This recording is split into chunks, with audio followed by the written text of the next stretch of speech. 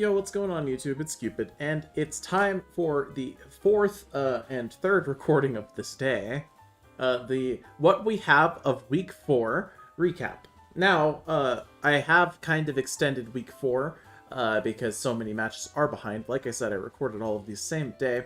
We were missing a match from week 2, which is going to just not be absolved at this point, and we are still missing a whopping 3 matches from week 3. And yeah, this is the end of week 4. We're supposed to be going into week 5 right now, but, you know, we can't. So I'm going to simply recap what we've got. So, week 4, we had quite a few matches. I have updated all of the standings. Well, not all of the standings, but all of the match results up to as far as we can do. For now, we are missing this, this, and more than likely we're not going to get this match at all. So, without further ado, let's go ahead and just get straight into it, yeah? So first things first, we've got Mr. Titan T versus Plasma in the first match of the Week 4 recap. We have Rotom Lead versus Sky Tiger, the Landorus, and this is probably Scarf Landorus based on the fact that it confidently just U-turned out as opposed to getting Hydro Pumped. So that tells me Scarf. Will-O-Wisp gets off, and then we have a switch into Muck. Muck is going to go for Knock on the switch, removing the leftovers from this Swampert. We do not get the Poison Touch Poison, which is fine. In comes Tapu Lele. Lele is going to probably click a Psychic type attack, but we're going to click a Moonblast, and Hoopa survives that and picks up the kill on Lele because Hoopa has fantastic special defense at base 130. Then we go into Volcarona, and we are slower, which tells us that the Hoopa was in fact Scarfed. But after a QD, this thing is going to go for Giga Drain. I don't know why we need to heal, considering we are at 6%, but we go for Giga Drain. And we have Roar from Skeledirge bringing in Buzzwole. I don't know why we switched out here, presumably fear of Toxic, but realistically speaking, we probably could have just clicked Torch Song there. And now we have a Seismic Toss from the Clef onto Chansey, which does 7%. Well, it's actually 14, but, you know, it's a very small percentage. Now Muck's going to Fire Punch and get the Poison Touch Burn on this Landorus, and we're going to just stay in because we're not scared of Earthquake. We're going to go for Ice Punch on the Swampert, and now Swampert's going to actually Earthquake us off, and now we are going to attempt to use Giga Drain on the Swampert, and we're just going to have a switch out. At this point, maybe Chansey beats this? Maybe? But now we're going to go for Thunder Wave when pretty much all of Plasma's Pokemon are already statused to some variety, so I don't know why we needed to use Thunder Wave there. And now the Clefable is going to Soft Boiled, and we are going to continue clicking Thunder Wave like our name was Juvenile Ship in Season 2. Now, I don't think I need to explain why these are awful plays, but it is what it is. Chansey's going to Soft Boiled, heal nearly to full, and based on the amount of damage that this knockoff does, this is not anything special. This is going to be the Timid Kartana again. Now Buzzwole uses Toxic because Mr. Titan T's entire game plan is just using status moves, apparently. And we are going to now Taunt, and then we are going to use Toxic again on the Swampert. Because, you know, we have done 0 damage by actually attacking. Now we are going to Taunt the Clefable, which obviously had Moonblast. It's Clefable, of course it's going to pack some sort of fairy attack. They almost always do. Now we have a Seismic Toss on the switch as Rotom comes in, and surely we have lost this game in probably a 6-0 fashion. Now the Taunt is gone, and we are going to click Will-O-Wisp because, honestly, you know, at this point our game plan is pretty simple. We don't have attacks, we're not going to click attacks. Even one time. And we are going to just let Plasma 6-0 us. And honestly, I think that, yikes. Just, yeesh. Okay, well, yeah, Mr. Titan T's game plan is obviously, to let Plasma 6-0 him twice, because based on this game 1, that's exactly what we're about to have happen. This is probably, I don't know, is this Choice Scarf to Chansey? Like, what's the plan here? Mr. Titan T knows he loses, but still, like, come on, man. You did not click a single attack, I don't think. Like, what is this? Like, what is this? I don't understand. GG, though, you gave up at the end from Plasma. I mean, he gave up long before that. He gave up the second he decided to click nothing but status moves. So, next game 2, there's a Charizard here this time. So surely he will click an attack this time, right? We have Buzzwole, we're going to taunt on the Pert, and Pert can no longer rocks. Now we're going to go for Ice Punch because I guess we are just absolutely obsessed with the idea of getting an Ice Punch freeze. Or something like that. Mr. Titan T using the clown icon, by the way. I don't know if you've noticed. I think there's a valid reason for that. Now we're going to Thunder Wave on the Pokemon that is immune. Once again, going full Juvenile Ship. And honestly, at this point, the Thunder Wave meme should be replaced with Mr. Titan T. Shouts out to Mr. T becoming Juvenile 2.0. And in comes the Hoopa. Hyperspace Fury does basically nothing, and we're gonna get burned, which tells me that this is a physically defensive Rotom. And yeah, we're going to just have a switch into Charizard on Pert. Now we should... Yeah, going back into Rotom there is correct, because we do not want to simply just die. But now, since our Charizard is of the Charizard X variety, we cannot run heavy-duty boots, so we need to get rid of these rocks in order to have our Charizard have a chance of surviving. Now, Kartana is going to come in on our halved HP Rotom, and we are going to simply let it Swords Dance, and we are going to get off a Will-O-Wisp for the troubles, and we are still dead to Leaf Blade here. Sorry to inform you, but we are still dead to Leaf Blade here.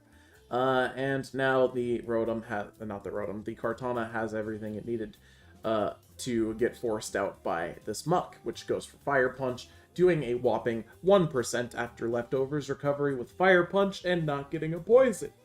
Now the Charizard's gonna come in, since, you know, we don't have a Defogger anymore. Charizard's gonna come in and attempt to Dragon Dance in front of the Swampert that we knew had Roar, and we are just going to get roared into Lele. Lele picks up the KO with the very good Energy Ball. And then we have Clefable come in, and Muck switch in response to Clefable. Now, instead of clicking a super effective attack, we are going to click Fire Punch, and then we are going to click a super effective attack, presumably, I guess, predicting the Kartana, maybe. So we want to keep our Muck alive, so we are going to go into Buzzwole here on the Landorus, and in comes Skeledirge, which, I guess our game plan is not to Toxic Poison the Skeledirge, but it's okay, because we have a Charizard. Now, the Skeledirge more than likely is unaware, so using Dragon Dance here doesn't do anything. And also, guess what? The Skeledirge has Roar.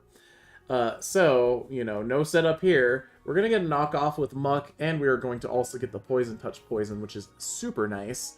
And then we're going to die to a Torch Song.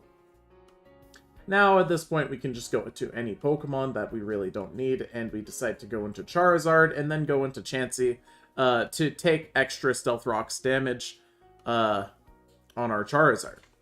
Which, you know, we could have just gone into Chansey in the first place. So, in comes Hoopa. Hoopa uses Hyperspace Fury, and Mr. Titan T still thinks he is Juvenile Ship, and clicks Thunder Wave for the 8th time this game. Now Hyperspace Fury is being used as we keep going for Thunder Wave, because we really just need to paralyze this Hoopa. You know, Hoopa being paralyzed is our solution to literally every problem, right? Surely we didn't... I don't know why we would go for Ice Punch predicting the Landorus, considering it is the only thing that can reasonably come in on this Buzzwole, but it's okay because it doesn't matter. We can just Ice Punch afterwards. Very cool. Now Kartana comes in, and we do die to a Z-move, so we need to switch, and we go into Charizard and sacrifice Charizard to the Z-move instead. Now the Kartana gets its speed boosted. Buzzwole hopefully can survive Giga Impact. It does. We get to kill it with close combat, and guess what? It is now Paralyzed Hoopa versus a Buzzwole and also a Tapu Lele. And guess what? The Hoopa was, in fact, paralyzed. And surprisingly, Mr. Titan T somehow manages to stumble his way into a victory. Next game, we have Game 3. this time featuring Venusaur. So, let's see what we get here. We have Lele lead versus Venusaur. This is absolutely fantastic for Mr. Titan T, as this is a free Psychic type attack, but for whatever reason we go for Moonblast, predicting the Hoopa, and yeah, we lock into a just outright incorrect move to click there. You know, if the Hoopa comes in, like, you don't gain anything from getting extra chip damage off. And we are going to continue trying to click Dragon Dance in front of Skeledirge. Which, you know, has the ability Unaware, which makes it protected from Dragon Dance. Why are we Dragon Dancing? Stop Dragon Dancing. Anyway, after some switching around, now we have this situation, where this thing is going to Leech Seed our Chansey, and we are going to lose, but, for whatever reason, Plasma opts not to do that. We go for a Seismic Toss on the incoming Swampert, which is pretty decent. It's a solid chip. Pert doesn't exactly get that HP back very easily. But it's fine, because now we're going to go back into Chansey and let our Chansey get Leech Seeded. And we're going to go for Thunder Wave on the Pokemon that is immune to Thunder Wave. Again! Because Mr. Titan T doesn't seem to adapt in matches at all, as we have seen from these previous replays. Now we go into Rotom. We're going to defog off these rocks, as Pert is going to flip turn out. Honestly, Pert could have just stayed in and just put up rocks again.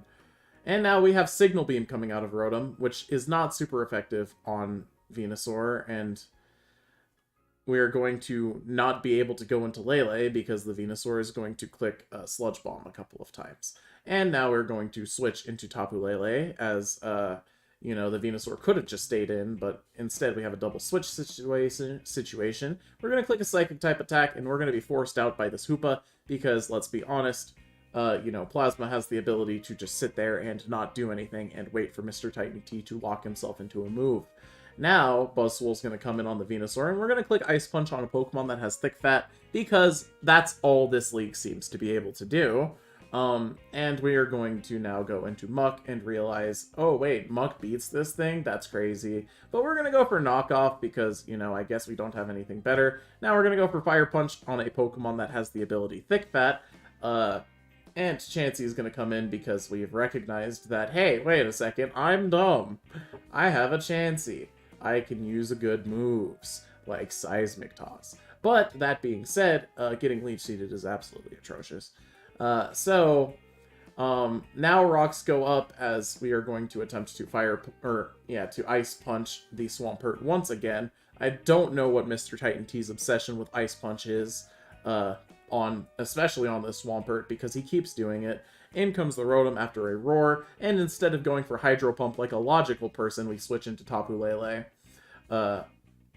Now, it does work out because, you know, in comes the Venusaur, and you get off a free Moonblast, predicting the Hoopa. But after the second Moonblast is resisted by the Skeledirge, now we go into Muck, and Muck's taken enough damage to where Skeledirge might be able to just go for Torch Songs here.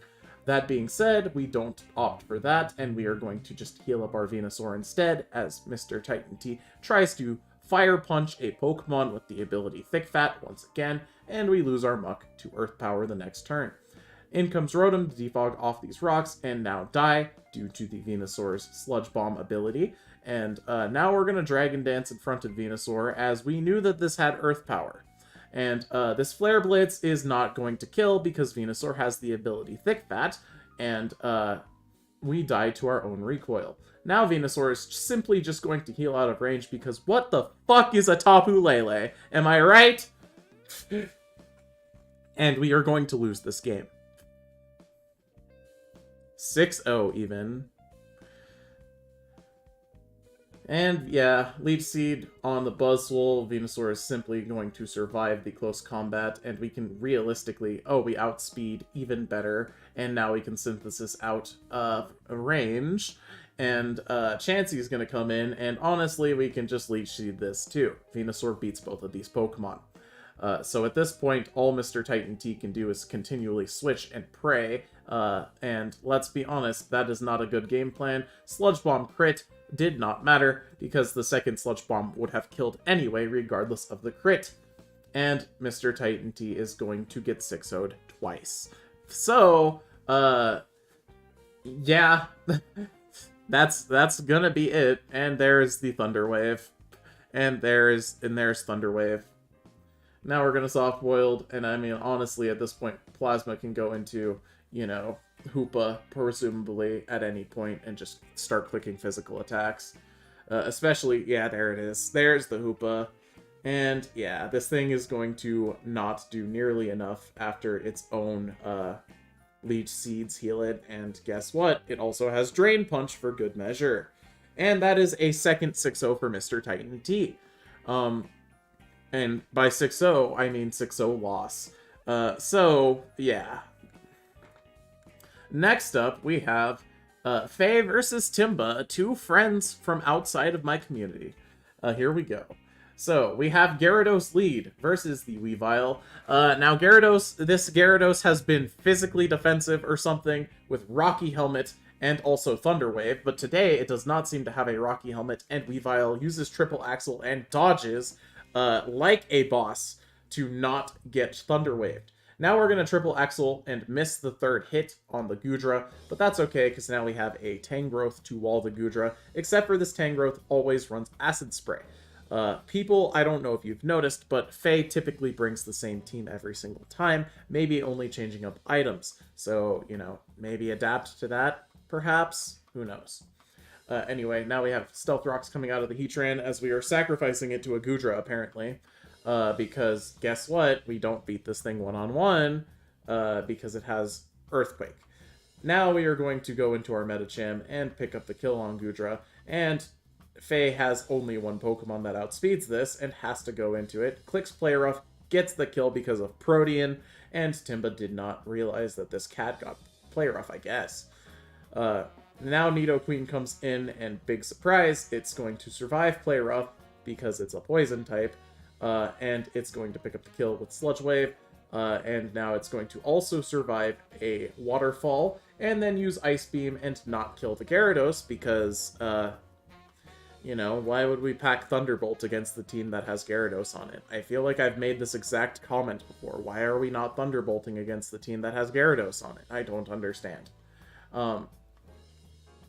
Anyway, Manectric's going to come in, scare out the Lele, and then Tangrowth's going to come in, die to Flamethrower, and now we probably have Weavile, and this Weavile, I believe, is slower, and should die to Flamethrower, but it doesn't, because Weavile has that naturally special bulk, and we hit all three Triple Axles, picking up the kill. Very nice stuff. In comes Sylveon. Triple Axle kills this if all three hit. 1, 2, and 3. Sylveon goes down, and in comes the Arcanine Hisui, which you really should have gone into before the Sylveon, because guess what? You had Extreme Speed the entire time. Why didn't you do that? Why? And now Tapu Fini comes in to finish the job. Game 1 going to Timba Wolfie. Game 2. Goodra lead versus Weavile. Now, Faye is in an interesting spot here because we're going to go for Flash Cannon, popping the Heatran's balloon, and guess what Heatran has? It has Magma Storm. Now, Timba is the master of missing Magma Storm, and he has even commented that he hates that move. So, my question to Timba is, why are you still using it then? Now, after that, we have, you know, a switch, and we have a very glorious Waterfall, and in comes Tapu Fini. The Waterfall does not kill the Heatran, and Tapu Fini is going to get a whopping 13% off on this Goodra as it goes for Acid Spray, having the special defense of this Tangrowth, which is probably not Assault Vest based on how much damage that actually just did. In comes a double switch, Gyarados into the Heatran, and now we are going to switch again into Tapu Fini. And you know what Timba really needed to do? Click Rocks, because this would have been super useful. Now we are going to Moonblast Crit, do 44%, which tells me that this is some sort of defensive Gyarados, as, you know, Faye has brought every single time. Guess what? It used Thunder Wave, and look, it's using Thunder Wave again. Why are you guys so obsessed with the move Thunder Wave? It's not that good. Stop clicking it. Anyway, we go for Hidden Power Fire or Ice, I don't know, but it does nothing to this Arcanine, and now we have to go into our Tapu Fini. But luckily for us, Tapu Fini eats Flare Blitzes for breakfast. But it's okay, because Tapu Fini is going to get paralyzed, Goodra's going to come in, now we are going to go into Heatran on the Acid Spray, and we're going to miss a Magma Storm. because Timba hates that move. And we lose our Heatran for our troubles. Now, we could have realistically gone into Nidoqueen that entire time, and in fact, I don't know why we didn't, and honestly, we could have predicted that Gyarados, but honestly, I don't know why we didn't. And in comes Tapu Fini again, and we're going to get Iron Head flinched, or Iron Head paralyzed, because Paraflinch gives you a roughly 45% chance that your opponent does not play every single turn, which is nice. Now we're going to get an Acid Spray on the Nidoqueen as it comes in. We're going to go for Sludge Wave, predicting... what exactly? Gyarados, I guess? But Goodra just stays in, and in comes the Weavile with Triple Axle to pick up the KO on Goodra. This game is not over, because Weavile is a very powerful Pokemon, but it is faster than Meowscarada, and I don't know why we were scared out by this. So in comes the Tangrowth to take literally no damage, and then get paralyzed on the switch as Arcanine goes for Flare Blitz, and then we get paralyzed again. I don't think that Earthquake would have killed from the Tangrowth, and realistically, we probably should have just switched into Fini anyway. I don't know why we didn't do that. Now we get a Surf Crit on the Gyarados, does 22%, and we are going to get Iron Head, and we are going to get paralyzed, and we are probably going to get Iron Headed, and then we're probably going to flinch. Nope, we are just going to get crit a third time by this Tapu Fini, and pick up a Moonblast KO. In comes Raikou on the Meowscarada, and we are going to die to Flower Trick. I don't know... oh, never mind. We don't quite die. I don't know why we did that, but thanks to Protean changing the type to not be ×4 weak to Signal Beam, now we simply just die, and we don't pick up a kill for our troubles. In comes Weavile with the Ice Shard. This is probably a banded Weavile based on the damage, and at this point, maybe Triple Axle saves the game. Who knows? But I'm pretty sure that after an Intimidate, even 3 crits, I mean, it's Arcanine. Arcanine just wins at this point. But it's okay, because Triple Axle picks up the kill on Sylveon once again. Arcanine just comes in, and it's faster, which means Scarfed Arcanine with the Flare Blitz. Game 2 going to Fake. Now let's see how Game 3 goes, because Game 3 is the, all deciding factor here. So we have lead Tapu Fini versus the Arcanine lead, which is very good for Timba, and we go for a Surf to get free chip off on the Sylveon. Sylveon is going to use a Hidden Power, I'm guessing Ground because it's Heat Balloon, and it didn't do anything. Heatran on a balloon. Now we're going to dodge a Thunder Wave and get up Rocks and Flash Cannon, because for some reason we feel like attacking the Gyarados with our Fire type, and now we're going to go for a Magma Storm. And I guess Timba has just decided that Heatran is not a good Pokemon, and he just wants to sacrifice it. In exchange for what? 1 turn of Magma Storm? Okay. Sure. For what?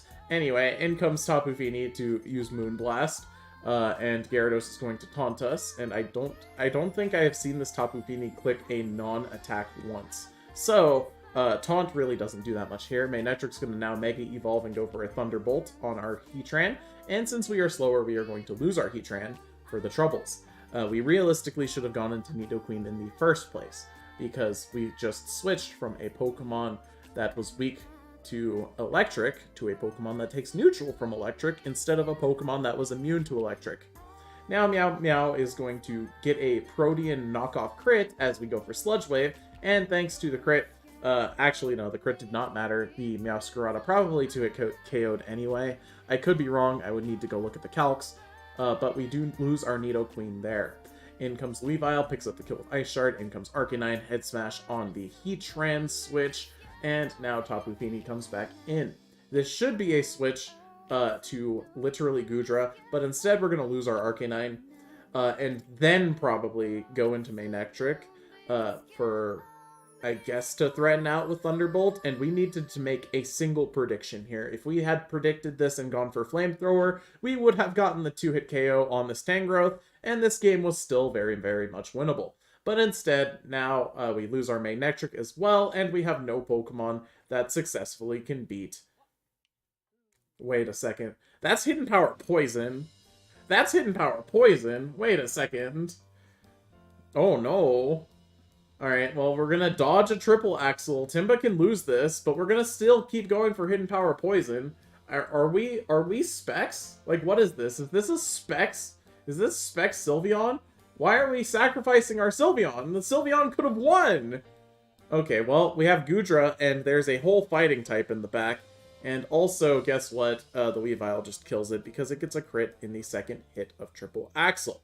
Now, honestly, I've got to say, not the best played match, but hey, you know what? It is what it is. We have to accept reality, and the reality is that Timba won that battle. So, next up, we have Ryevji versus Shadow King. Water Team versus Ryevji. Very cool. Now, we have lead Toucanon here, which is very, very interesting because Toucanon is a bad Pokemon. We are going to get Toxic Poisoned and use Brave Bird and not pick up the kill on the Politoed, which means that, you know, Politoed's probably going to click Rest and then take another Brave Bird. And now we have to switch because we need our Rain Setter because we lose without our Rain Setter. In comes Crocodile without Intimidate, and we are also going to take 60% from that and get the kill with Toxic Poison. Now, is this a good trade? No. Now, should Shadow King have gone for Darkest Lariat? Also no. Because it does not kill the Necrozma and you needed to knock off. Now, if you don't run knockoff, then you have to be cautious of if he runs knockoff. Anyway, now we have Gardevoir in. Presumably to pick up the KO with Thunderbolt on the Necrozma that I think we were slower than? No, we are faster after Mega Evolving. Does not matter. And now we have Mimikyu, using Woodhammer and also, you know, stuff like that. Now, Shadow King probably does not know what the ability to Disguise does, because guess what? The Mimikyu's Disguise now gets broken after belly drumming, and we hit for a total of 12% and lost our whole Azumarill. But it's okay, because we have a banded Barraskewda in the back, and no more rain after this, so we have to be very cautious, and we need to get this win as quickly as possible. That being said, in comes Sharpedo. Sharpedo should survive this, and it does. You know, the wild part to me is that even without the Swift Swim boost, Barraskewda is faster than Ryevji's entire team, and would have probably won the game if you didn't just sacrifice it for no reason. But instead, we are going to attempt to win this game with a Seismitoad. That does not win the game, and now Gardevoir has to kill everything that is left. That being said, it's faster than all of these Pokemon. If this kills, and it does kill, Tyranitar should not live this. And, well, we don't kill, but Tyranitar doesn't kill us back. And another Hyper Voice is actually enough to kill, and Shadow King with the insane comeback victory over Ryevji. Ryevji now looking like he had been hit by Gunk Shot, and I would show an image of that, but I do not have that set up because I have been recording all day today. So, yeah, we are instead going to just move on to the next game. And that next game is, guess what, Game 2, Ryevji versus Shadow King. Now we have Toucanon lead versus the Politoed again. Have we learned? Well, Politoed's going to go for an Ice Beam as we go for Boom Burst, and honestly, that is just way worse for us. And we have a Beak Blast coming as we let it rip as the Politoed just 1v1s our Toucanon. Now, our Politoed is alive at 6% HP, and we are going to die to Shadow Sneak, and we need to just put in a Pokemon that breaks this Mimikyu's Disguise, and we do.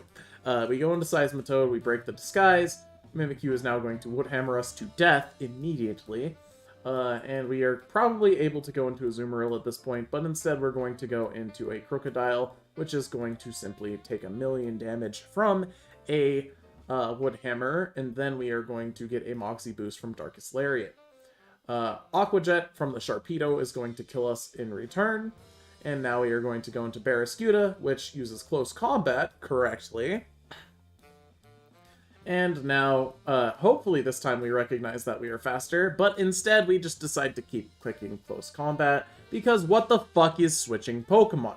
We lose our entire Barraskewda, which outspeeds Ryevji's entire team, and does massive damage to each of them, because, you know, Crunch, Close Combat, you know, it's got a super effective move for every Pokemon on Ryevji's team, but instead we've decided that we don't need it.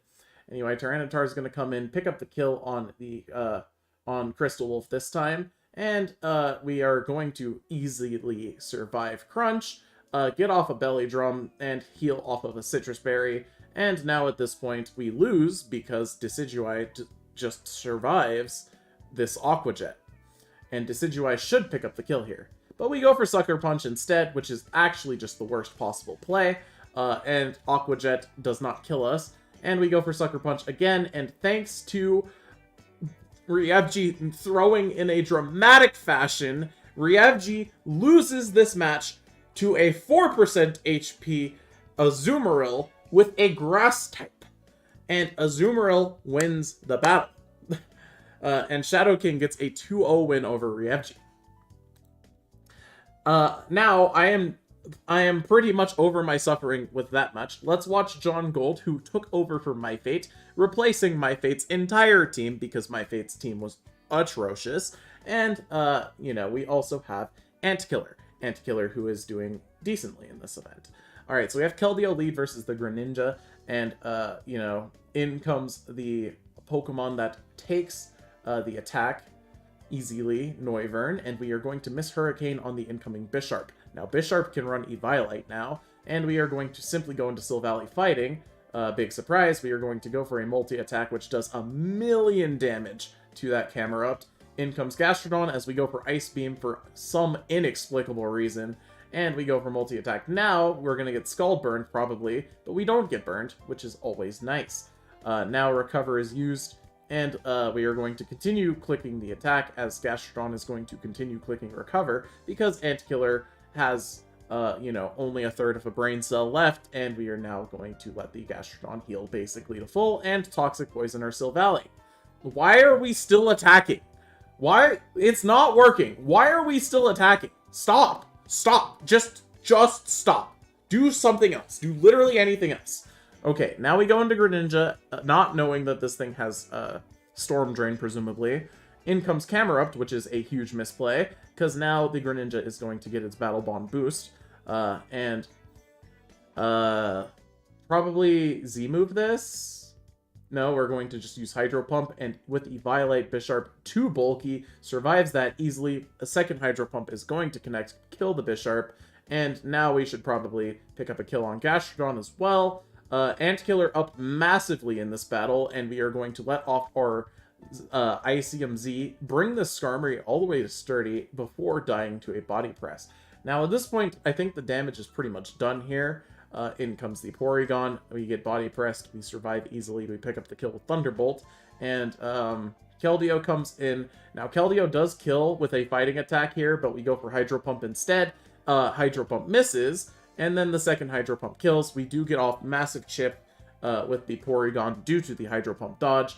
And why do we go into Silvally here when we have a whole Noivern, which is super effective against both Pokemon and outspeeds? But it's okay, because, you know, Wo-Chien, live Wo-Chien reaction comes in, and Pyro Ball is going to get used. And bad news is that, yeah, we are not going to see the end of this battle, because the Cinderace is going to be able to kill the Wo-Chien with literally any attack at this point. So, Game 2, we have the same thing, now featuring Enamorus and Mew coming from John Gold's team. Mew, a fantastic Pokemon in Draft, due to the absolute versatility of the Pokemon. And let's see how this goes. So we have Enamorus just killing the Greninja, because Ant did not think that Enamorus was a Fairy-type Pokemon or something. And now we are going to use a High Jump Kick, do 44% to Gastrodon, which is decent damage. Another one would kill. We're going to go for it again, because, you know, Enamorus switch, obviously. And now we are going to think that Enamorus is not a Fairy-type Pokemon and lose our entire Cinderace as well to the Enamorus. Now we are going to go into Nidoking, click Ice Beam, and then Earth Power on the Bisharp. Big surprise, that's going to kill the Bisharp, even with Eviolite. And Mew is going to come in and use Stored Power with no boosts, as the Nidoking is now clicking Shadow Ball. And another Shadow Ball here is going to do quite a bit of damage to the Skarmory. And now Keldeo is going to come in on Ice Beam, which I guess you could have used Ice Beam there. I mean, you didn't really need to. And Keldeo is going to Icy Wind, killing the Noivern on impact. Now we have Silvally coming in, clicking Flame Charge, boosting its speed, And at this point, I am not entirely sure that multi-attack kills, but we go for Ice Beam instead. We get a Gastrodon frozen, which is just immediately thrown in the trash as we click Flame Charge to boost our speed and also thaw out the frozen Pokemon. And now we are going to go for Shadow Claw and realize that Silvally is not a very hard-hitting Pokemon, and even with a crit, Mew is going to be able to roost out. And we need a second crit. We do get a second crit. That one does 45%, which does not kill. And yeah, Antkiller is just going to keep using a move that's never going to kill this Mew. And eventually the Mew will win the game.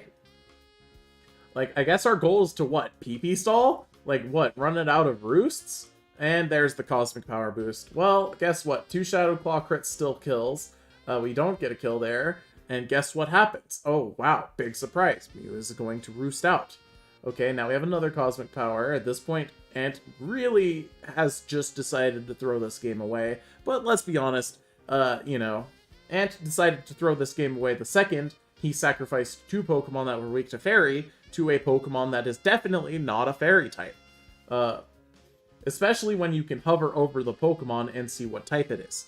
So, yeah, we are going to just lose to the Mew at this point. I think even Stored Power kills this. Yeah, and yeah, absolute wash. Absolute wash. Like, terrible. Like, okay, and now we have Game 3. Okay, so Game 3, hopefully is a little bit better. This time we have a Ferrothorn from Ant, as Enamorus is going to come in. We are going to go for Stealth Rock and stay in on Mystical Fire, because obviously a Fairy type is not going to run coverage moves. Luckily for us, we predicted this, survived, and used Gyro Ball to kill it back. And then we sacrifice our whole Ferrothorn for free to Sacred Sword.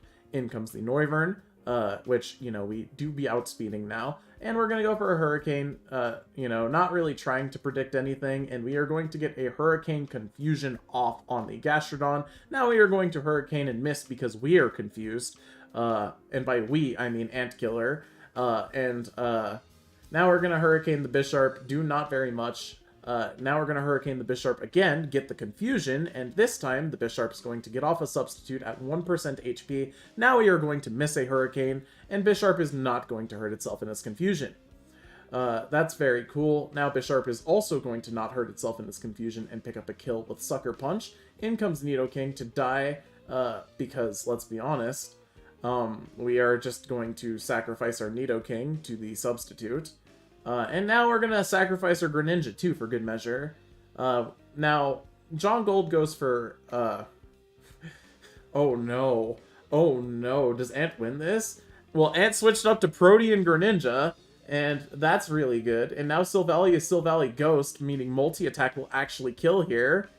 But not after 2 boosts. We need a crit, and we decide to go for Flame Charge because we don't realize that this thing is setting up on us. And now Sword Power is going to do a lot of damage. But we also have Swords Dance. And we're going to Swords Dance twice because, let's be honest, apparently 1 wasn't enough. But it's okay. We have 1 boost. And if this Keldeo is not Scarfed, we can win. Oh, it's not Scarfed. We can win. Skarmory is going to take that damage. And we are going to go for multi-attack. And that's going to pick up the kill. But we're going to take Rocky Helmet damage. But at this point, Antkiller wins thanks to Stealth Rock. And Antkiller is able to get the win over John Gold. Very, very good stuff. Why did we Swords Dance this extra time? I mean, I understand that you needed to kill the Skarmory, but, like, you have a whole Cinderace in the back. That's what I'm saying. Anyway, next match, Waffles versus Zera. Zera with a Cofagrigus, which is pretty interesting. Okay, so we have Lycanroc lead versus the Galvantula. We just go for Accelerock turn 1, as Galvantula is going to Energy Ball us back instead of going for Webs or Thunder Wave. And now we have a double switch. Roserade's going to come in, and we're going to go Ditto on the Roserade, as Roserade goes for Hidden Power Fire, or Hidden Power Ice, I'm not sure, but now we go for Energy Ball and lose our Ditto for free. Why did we do that? I don't know. Waffles and Jelly now goes in Talonflame. Cofagrigus comes in, we go for U-turn as Gale Wings becomes Mummy, and we now have learned that Waffles and Jelly does not seem to know how to build a Talonflame, and that is okay. We go for Thunder as Cofagrigus goes for Iron Defense, and we are going to probably hit another Thunder, and we land the second Thunder, picking up the kill on Cofagrigus. Now we can go for Webs as we die to Vikavoult's Volt Switch. And Waffles can win here. Waffles has a winning situation here, but instead of going into Garchomp to use Earthquake like a normal person, we decide to go into Talonflame to use Brave Bird. Now we have to Flare Blitz this Corviknight, but instead we go into Garchomp to let the Corviknight defog for free, and we go for Liquidation, which is not super effective on Steel types. Now Garchomp is going to Rocky Helmet Rough Skin, massive chip damage off on the Corviknight, and Garchomp's going to set up Rocks as Zera over-predicts, I guess, and just goes for Volt Switch. Now Waffles, instead of being a normal person, uses Dragon Rush, and misses and loses the entire Garchomp to a Hidden Power Ice. In comes Sceptile to also die to Hidden Power Ice, and yeah, we've lost this game. Despite the fact that we were in a completely winning situation. Somehow, miraculously, Waffles and Jelly has decided to snatch defeat from the jaws of victory. Fantastic stuff. Corviknight is now going to heal out of range, and instead of, switching to Talonflame to use a, logical attack, we are going to use Reflect and actually have it defogged off immediately because we don't seem to know what defog does. And we are still using Reflect instead of Aurora Veil because we don't know what the move Aurora Veil does. Now we're going to Chilling Water to reduce the attack of Corviknight. Okay. And now we are going to Chilling Water to reduce the attack of Corviknight. And Corviknight's just going to U-turn into Roserade, which has Poison-type attacks, surely. And this battle is over, because this cannot survive a Sludge Bomb on Switch. Very cool. And that is going to be the game. Alright, cool. Let's get into the next one immediately, so I don't have to think too much about that. So we have Vikavolt lead versus a Galvantula, which is, I think, similar to what we saw last game.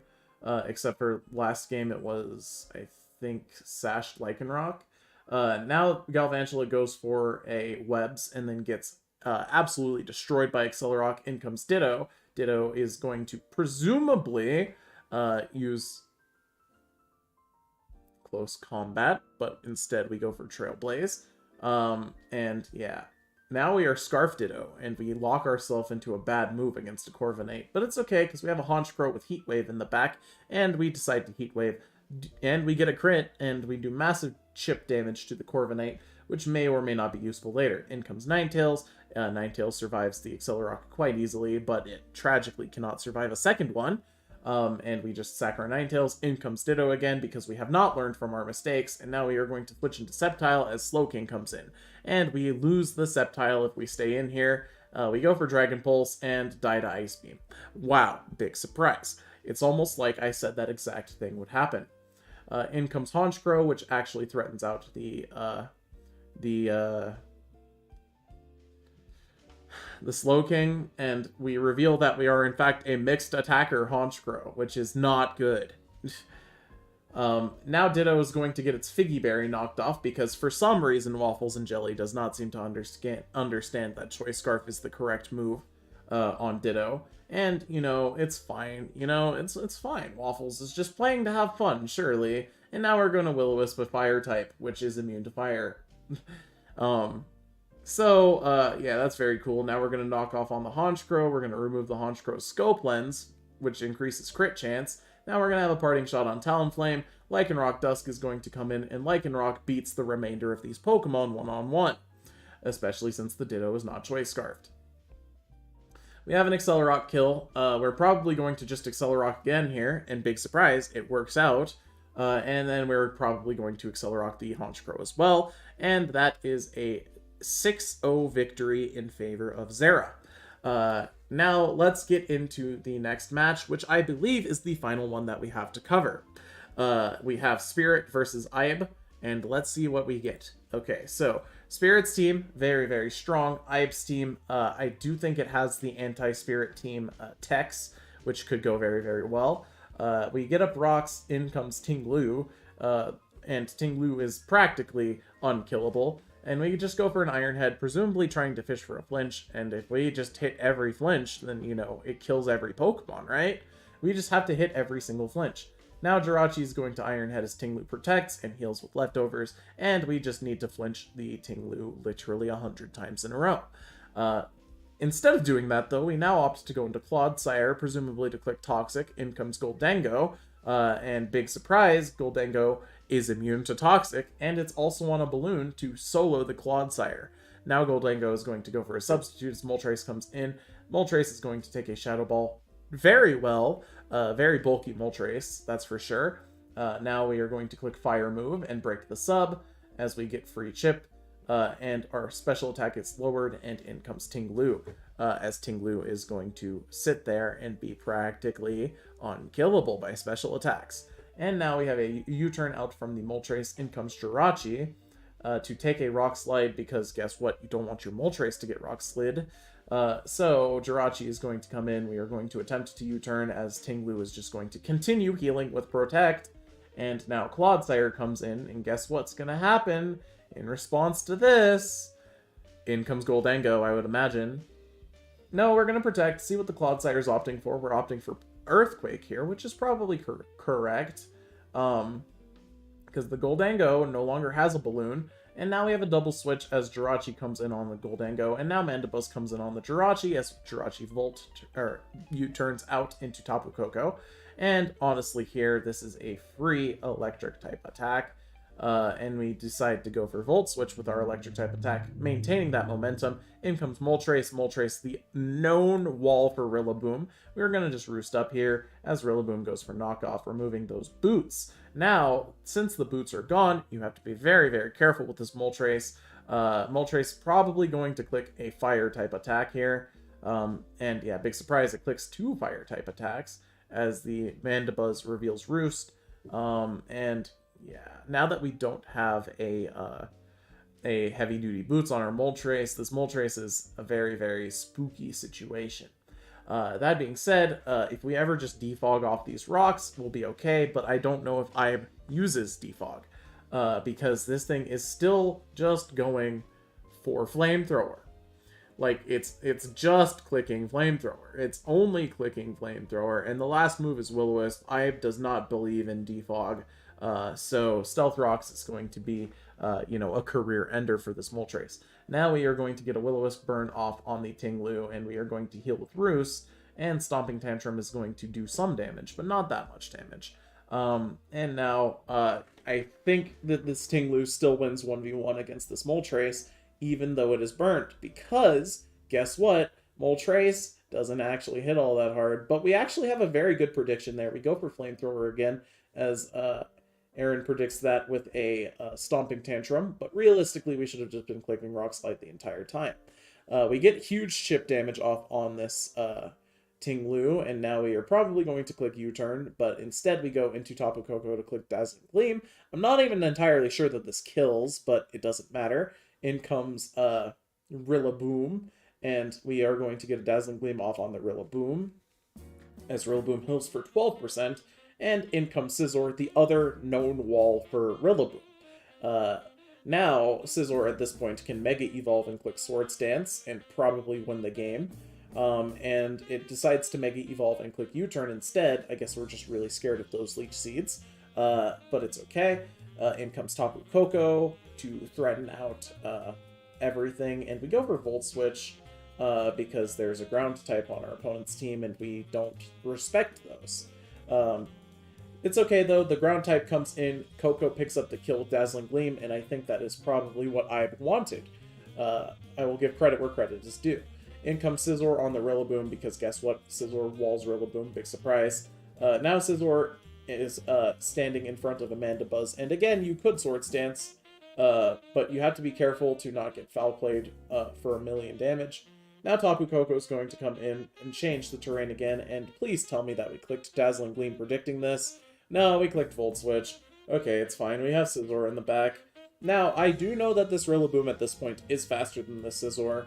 And, yeah, there is a switch. In comes the U-turn for Tapu Koko again, and Rillaboom probably going to come in again. This time we actually just go for Volt Switch, and in stays the Dondozo, as Dondozo goes for Earthquake on the Jirachi. Now that doesn't do very much, and we're going to have a U-turn out onto the Samurott here. And we are just really obsessed with clicking U-turn and Volt Switch. And now we are going to knock off the Mandibuzz Heavy Duty Boots, hurting the longevity of its defog abilities. But it's okay, it's going to get off a defog here anyway. And in comes Tapu Koko, which goes for Thunderbolt on the Rillaboom as opposed to Volt Switch. And now we're going to Volt Switch, as the Rillaboom is probably going to use something along the lines of Leech Seed. Yeah, big surprise. Now, since we know that this is a Leech Seed Rillaboom, we should probably just hit it with something. Because, you know, big switch is coming. And we do opt for hitting it with U-turn. And Tapu Koko is going to come in. Dondozo comes in now. We go for Thunderbolt, keeping the momentum while killing the Dondozo. And now comes the Lopunny. Now, I don't know why we decided to get scared of the Lopunny using Fake Out, because it doesn't really kill us. And we sacrifice our Jirachi. And honestly, at this point, Koko should come back in. But we go into Clodsire instead to ignore our opponent's stat changes. And we are going to Earthquake on the Goldango that is still in the back. And that Earthquake does a lot of damage there, and in comes the Mandibuzz now, because it has to. Mandibuzz is going to U-turn out into the Lopunny, and we just click Recover. I don't know why we would click Recover. I would make a proactive move, but it's okay. We have Clodsire in. We're feeling pretty good about Clodsire. If we're Ibe, it looks like. We're going to Toxic Poison this Lopunny, and this game is essentially over. At this point, all you really have to do is survive. But since we've decided to Toxic Poison the Lopunny, now Facade does double the damage it did before, and we are basically in huge danger of just losing to this Lopunny. But luckily for us, we survive another one, and it just goes for a powerful Healing Wish to heal the Goldango, and Spirit forfeits the game because Ibe is going to just win this game with Clodsire. Ibe has, this very healthy Clodsire, and none of these Pokemon beat this Clodsire at this point. The Mandibuzz can't beat Toxic, the Rillaboom can't beat, Gunk Shot, and even this Pokemon right here loses to a couple of Earthquakes. That being said, there's only 5 recovers left. You could have probably stalled out those Earthquakes, maybe, but I'm not sure. We don't get to find out, and Spirit scoops up game 1. So game 2. We have a Ting-Lu and a Tapu Koko lead. Tapu Koko going for U-turn here. Jirachi is going to get Tantrum Stomped and take half of its HP. And we're going to just get up Rocks as the Ting-Lu goes for Protect. And now we are going to U-turn out as the Ting-Lu is probably going to go for Rocks of its own. In comes the Moltres. Moltres is probably going to click Will-O-Wisp or something, but we're going to go for U-turn again. Ibe is very, very good at clicking U-turn and Volt Switch, that's for sure. Now we have a U-turn, and Jirachi is going to come in and be Heavy Duty Boots Jirachi, which is not something that I think you see every day. I suppose the 3% that you take from Stealth Rocks is a big threat. Well, not 3. It's not 3. It's 6, but still. Anyway, we're going to Iron Head on the switch to Rillaboom. Now we're going to U-turn out. Scizor is going to come in. Big surprise. Knockoff does not work on a Mega Evolution, and we do know that this is a Mega Scizor, in fact. So Mega Scizor is going to Mega Evolve, and we are not going to opt for Swords Dance. We are going to instead opt for U-turn, because we are really, we just love the move U-turn. Now we're going to U-turn, presumably into Tapu Koko, and now we are going to Volt Switch, as Ting-Lu is going to come in, probably. And big surprise, we actually have Thunderbolt, but guess what? Ting-Lu came in. Now we have U-turn into Moltres as Ting-Lu goes for Rock Slide, predicting the Moltres, doing 1,000,000 damage, and now Moltres is probably going to die. But it's okay, because Moltres went for U-turn anyway. And we had a switch into a Screamtail in response to that. Screamtail is probably going to go for Protect, as Screamtail usually does, and Spirit really likes to click Protect every turn possible, it looks like. That being said, now we have Iron Head, now we have U-turn, and honestly, we could have just stayed in and started fishing for Iron Head flinches. Also, Ibe now at this point is also on Boots Koko. I don't know if you've noticed, but it hasn't taken Stealth Rocks damage, so we have at least 3 Boots Pokemon on this team. Jirachi Moltres and Tapu Koko are all heavy-duty boots, as opposed to just running the move Defog on a Pokemon. Do I agree with this? Not really. But, it's what we have, and now we have Encore locking us into U-turn, meaning the Jirachi now has to U-turn. Moltres is going to heal with Roost, as this thing is going to wish and protect, and wish and protect, and wish and protect.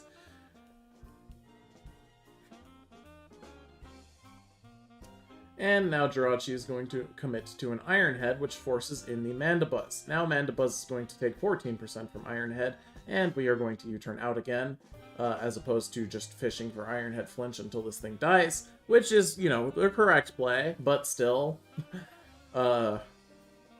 We are going to have a lot of this.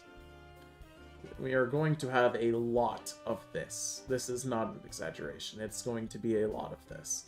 And Scizor never clicks Swords Dance, because why would you ever click Swords Dance? Now we are going to knock off. So this is 3 attacks Roost, and there is no Swords Dance. Now the terrain is going to go away, we are going to U-turn, and we are going to even get a crit U-turn. The terrain is going to go back up, Rillaboom's going to change the terrain, we are going to go for Dazzling Gleam on the Rillaboom, which is correct, and now we need to actually pray that this Dazzling Gleam kills, but guess what? He's also running Protect on Rillaboom. Because why wouldn't he? His whole game plan is make the game last longer, it would seem. Now, I mean, sure, it worked out there, but like, Rillaboom is Protect, knock off Grassy Glide, Leech Seed. That's such an unusual set, and I don't really see why you'd pack that. But hey, you know what? If it works out and he wins, it works out and he wins. Alright, anyway, now we are going to attempt to Volt Switch the Tinglu again. And we have Stomping Tantrum. And, you know, more of this. More of this. You know, Ibe doesn't really have a solution to, you know, breaking this stall core, which really should be a testament to why aren't you using Swords Dance on your Scizor? Me, personally, I see this team and I'm like, fuck, I need like a Swords Dance and I win. Because, like, all you need to do is swing. Just hit him. Hit him. Hit him. Like, set up a Swords Dance. What Pokemon wants to be in on this Scizor that after a Swords Dance? Like, just the Dundozo, right? Like, Unaware Dundozo is the only answer, right?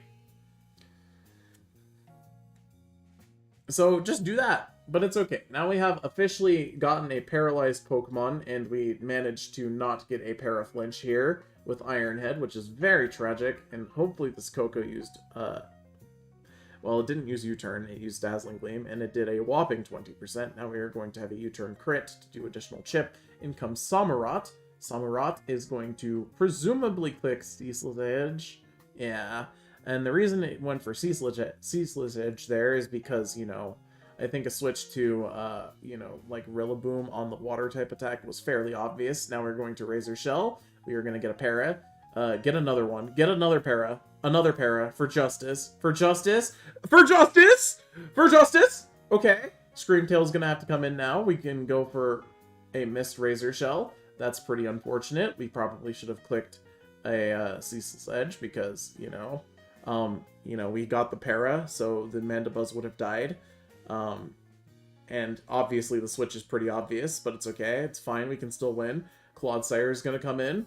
We are going to attempt to Gunk Shot, and Tinglu is going to take some spikes damage. Instead of Gunk Shot, we go for Toxic, which is also completely acceptable here.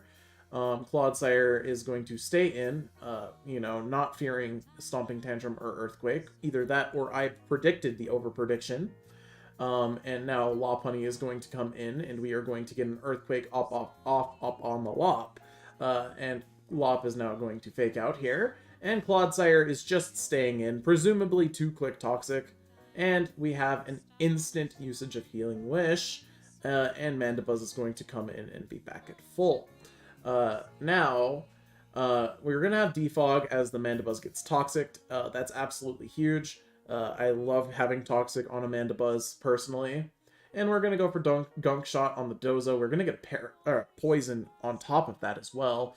Dozo, tragically, is faster than us, though, and has Rest, and is going to heal to full. Now, it's time for... Well, I personally would have gone into Coco, but it's okay. We go into Scizor. We're going to knock off the boots from the Dozo. And then we're going to knock off again for 14% and take 20% from an Earthquake critical hit. And this is turn 77, and I am... Or 66, I'm sorry. It's turn 777,777, and I am, we're still watching a 5-on-5 battle here, and this time, the Mandibuzz is not going to get paralyzed to death. So in comes the Scream Tail, and we are forced out, and eventually Spirit will win this game, I think. Eventually. So we have Flamethrower on the Mandibuzz, as, it comes in off of a Wish. We needed to click Hurricane there, if we have it, but tragically, we do not. It looks like we are U-Turn, Roost, Flamethrower, Will-O-Wisp again, because we don't change our prep at all. And that's not very, very good. Now we have Wish Protect, Wish Protect, Wish Protect, Wish Protect, also known as Scream Tail. We are going to use U-Turn here, because why would we click Bullet Punch?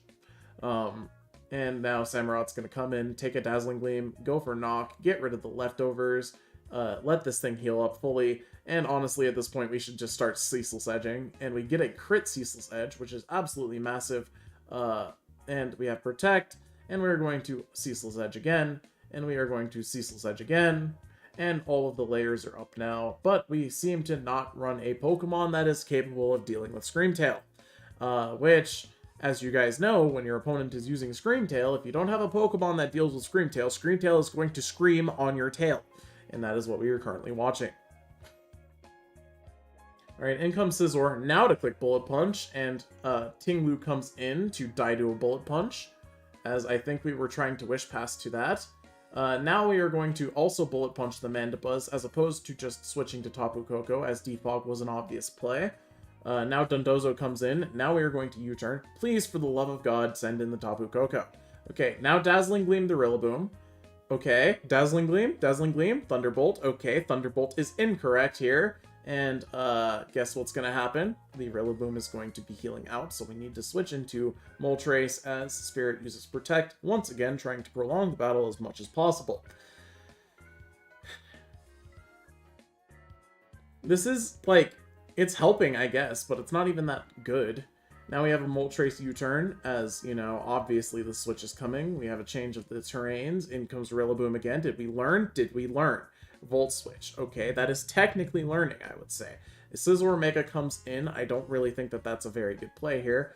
We can Roost, as this thing is obviously going to click Protect, because Spirit's one brain cell has told me that he likes to click Protect this entire match.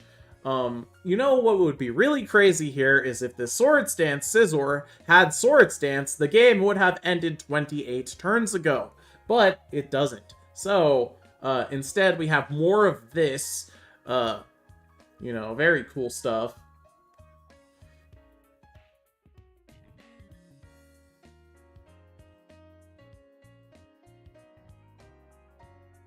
Yeah, I'm sure that this was a very fun game for them to play. I'm sure that they were both loving every second of this. Look at this. This is cringe. This is just cringe.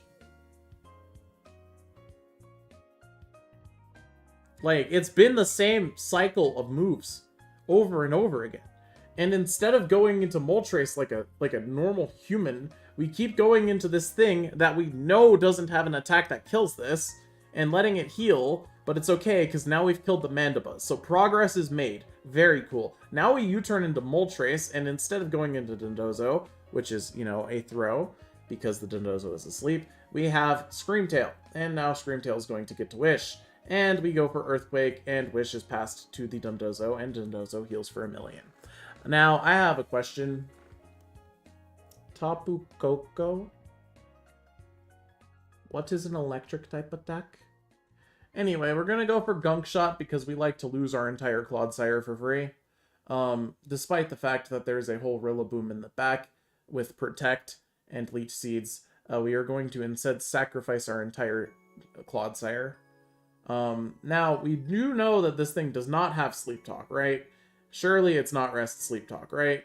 And yeah, it's not. Okay, cool. Now, if we are smart, we Volt Switch. Okay, cool, cool. Moltres, okay. Now we need to U-turn, because he's probably going to Protect, or switch into Dozo. Okay, okay. In comes Coco again. Okay, now Volt Switch, now Volt Switch, now Volt Switch. Now Volt Switch. Okay, okay, okay, okay. No! Stop going into the Pokemon that's slower than this. Stop. What are you doing? You're throwing. You're actually throwing. Actual throw. Why would you not just go into the Moltres? Actual throw.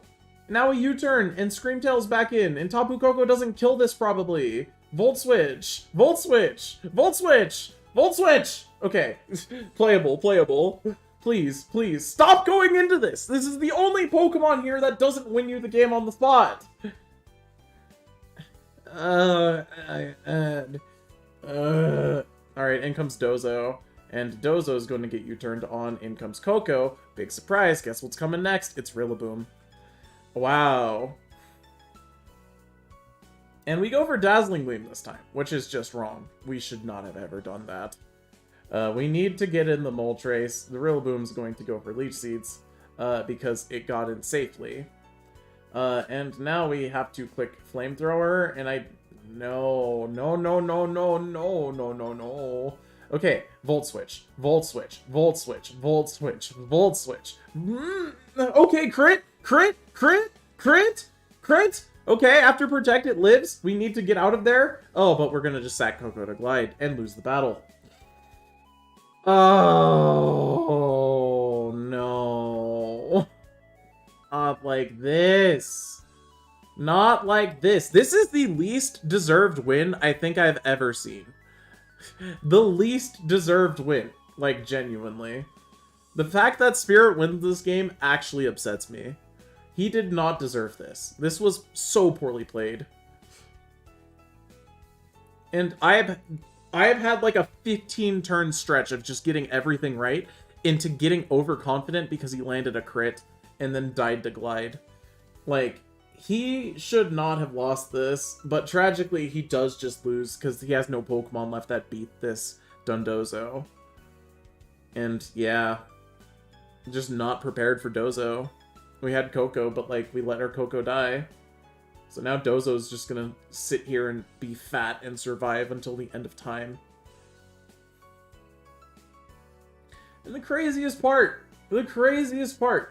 is that if this Moltres just packed Hurricane instead of Flamethrower, Roost, U-turn, Will-O-Wisp, like, if it just was the normal set with Hurricane, it could have still broken this.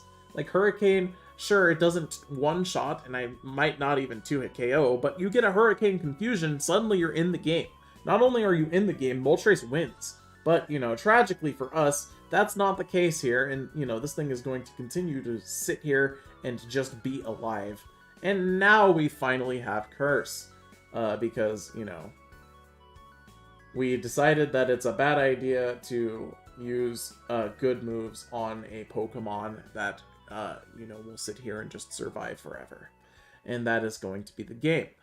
Yeah, the least deserved win I think I've ever seen. Genuinely. Like actually horrible game. And Ive's gonna keep playing it out because he's a trooper, but yeah, there's the Moltres sack, and there is the Scizor once again, and knockoff to 7%, and we are gonna keep cursing for whatever reason.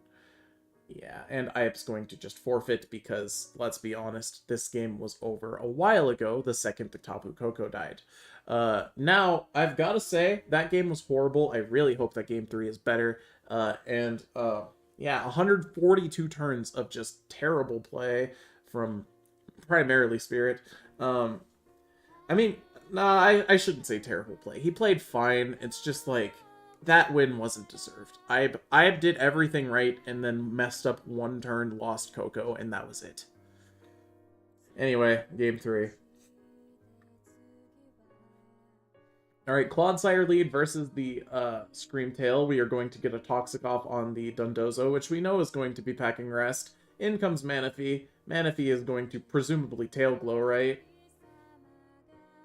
Rillaboom comes in as Manaphy does go for Tail Glow. I think if we are running the Grass Resist Berry, we win the game on the spot, but we do not seem to be doing that. In comes Moltres on Grassy Glide. In comes U-Turn on Screamtail. And in comes Grimmsnarl on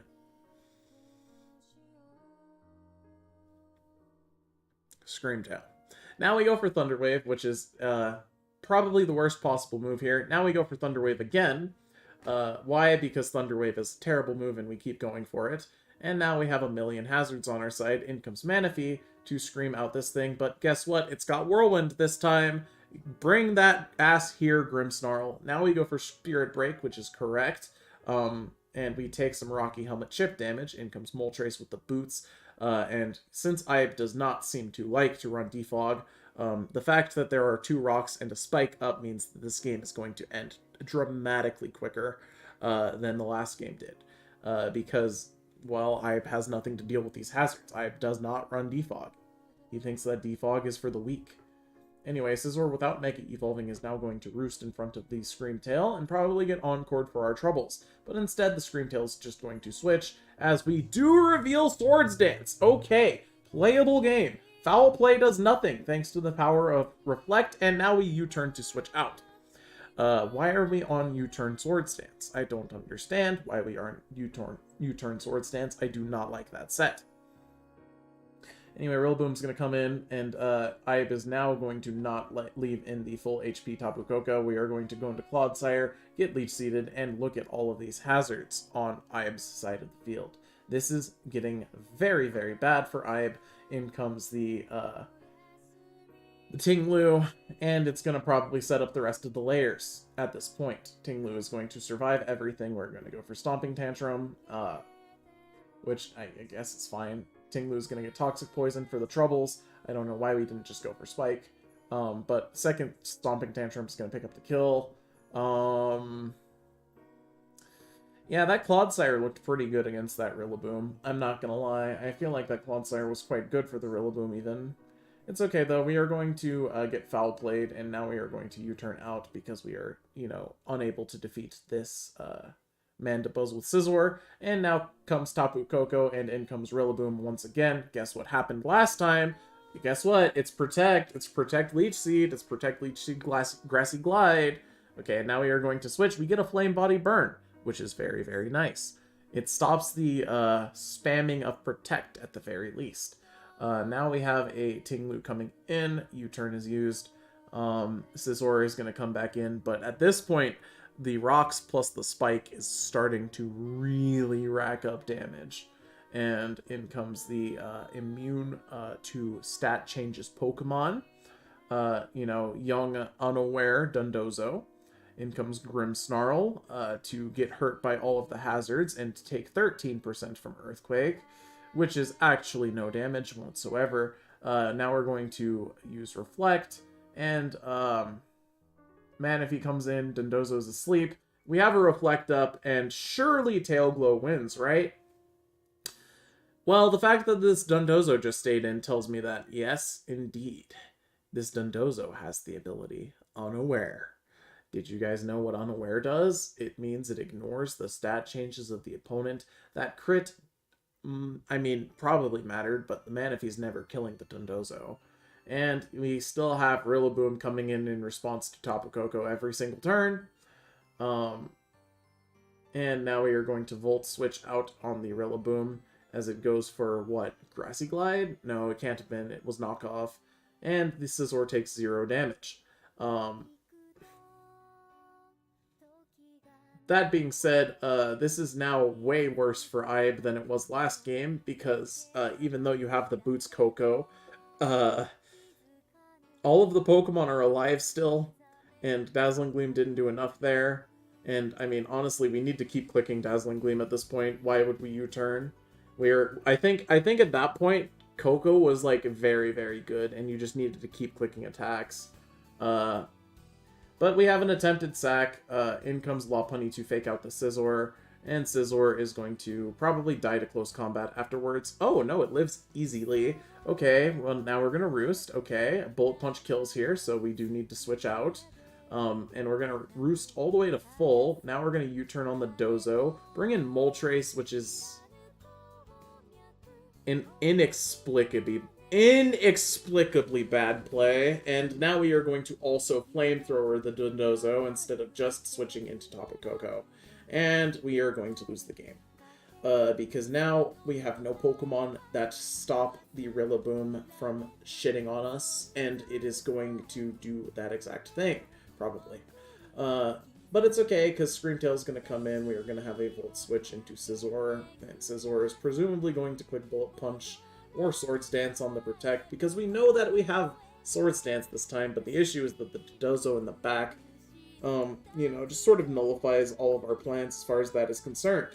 So we are going to successfully get a U-turn off, killing the Tinglu. In comes Koko, preventing, I don't know, but now we are going to Thunderbolt on the Screamtail. And that's just not doing enough damage. Let's be real, that's just not enough damage. And we need to get into Scizor yesterday.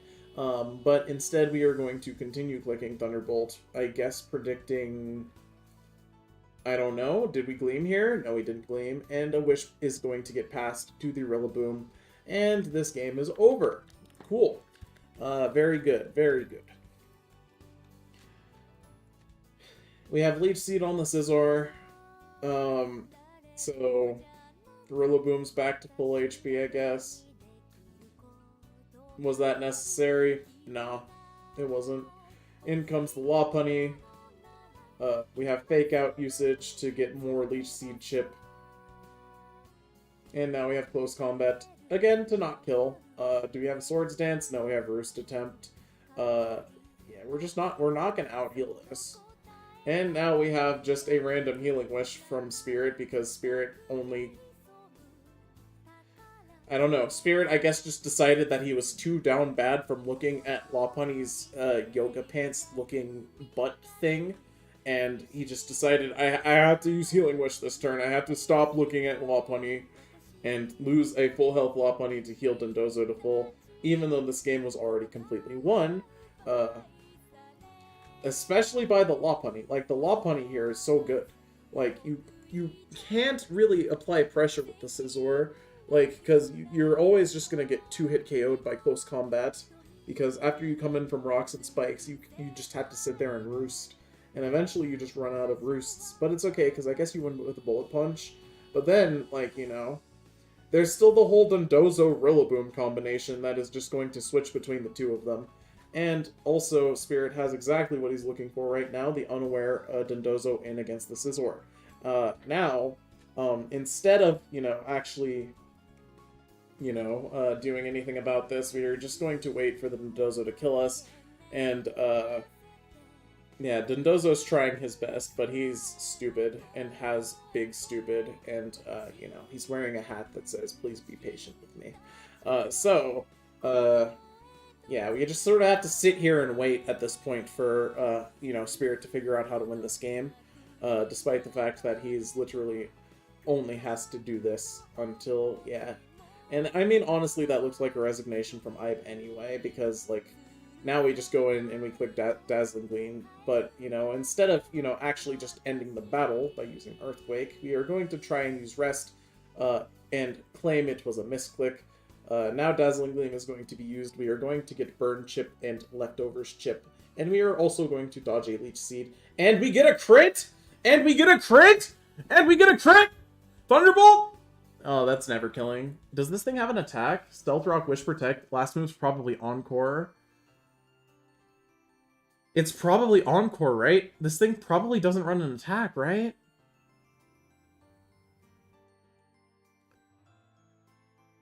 Does it run an attack? Does it run an attack? It runs Dazzling Gleam. It'll win eventually, thanks to Dazzling Gleam, I think. Because Wish, you just always wish, right? You wish Protect, you wish Dazzling Gleam, you heal full. Yeah. Tragic. If only its last move were Encore instead of Dazzling Gleam. We could have won this if we were Ibe. But instead, no such luck.